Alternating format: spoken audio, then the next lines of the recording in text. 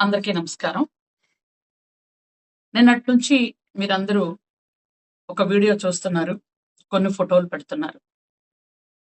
సభ్యత, సంస్కారం లేకుండా కొన్ని కుక్కలు నా కుటుంబాన్ని, నా పిల్లల్ని, నా భర్తని అందరినీ అవమానపరచాలని ఉద్దేశంతో కొన్ని ఫోటోలు, వీడియోలు పెడుతున్నారు. నేను ఈ కుక్కల్ని పట్టించుకోవటం ఎందుకులే అని 2 రోజుల నుంచి దానికి సమాధానం చెప్పకూడదు అనుకున్నాను. కానీ నన్ను అభిమానించే వాళ్ళు కొంతమంది అసలు విషయం ఏంటో తెలియక కంగారు పడుతున్నారు. అందుకనే ఈ వివరణ నేను ఇస్తున్నాను. ఈ నెల ఇవి పెడుతున్నారు కానీ ఆగస్టు 29వ తేదీ నా కొడుకు పుట్టినరోజు. ఆ రోజు నా ఇంట్లో విజయవాడలో నా కొడుకు నేను పార్టీ చేసుకున్నాం.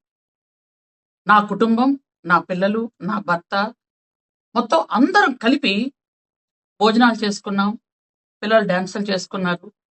29వ తేదీ ఆగస్టు విజయవాడ నా ఇంట్లో జరిగింది అది. తర్వాత 31వ తేదీన మేము తిరుపతి కొండ నడుచుకుంటూ ఎక్కాం. 1వ తేదీ ఉదయం తిరుపతిలో దర్శనం అయింది మాకు.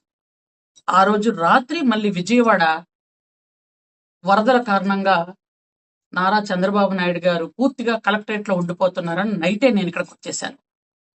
అయితే తిరుపతిలో నేను పద్మావతి గెస్ట్ హౌస్లో ఉన్న అసలు సందర్భాలే లేవు. నేను కానీ, నా కుటుంబం కానీ, నా అనుచరులు కానీ, నా స్టాఫ్ కానీ ఎవరు కూడా పద్మావతి గెస్ట్ హౌస్లో లేవు. అయినా ఒక అమ్మవారిని కొలిసే వ్యక్తిగా, ముత్యాలమ్మ తల్లి జాతరను జరిపించే వంశంలో పుట్టిన ఆడబిడ్డగా నేను చెప్తున్నాను. తిరుపతిలో అలాంటి పిచ్చి పనులు, పనికిమాలిన పనులు ఎవరు చేస్తారో మీ అందరికీ తెలుసు. నిజంగా అట్లాంటి పనులు చేసినా, ఆ దేవుణ్ణి అవమానించినా ఇంతకు పూర్వం ఏమైపోయారో మీ అందరికీ తెలుసు. నేను అమ్మవారిని కొలిసే వ్యక్తిగా, ఆ గోవింద నామాలు జపించే వ్యక్తిగా చెప్తున్నాను. నిజంగా ఈ వీడియోలు వైరల్ చేసిన వాడు ఎవడో గాని, ఆ కుక్కలు ఎవరో గాని, మీకు నిజాలు తెలుసో లేదో నాకు తెలియదు. భగవంతుడు మాత్రం మీకు చూపిస్తాను.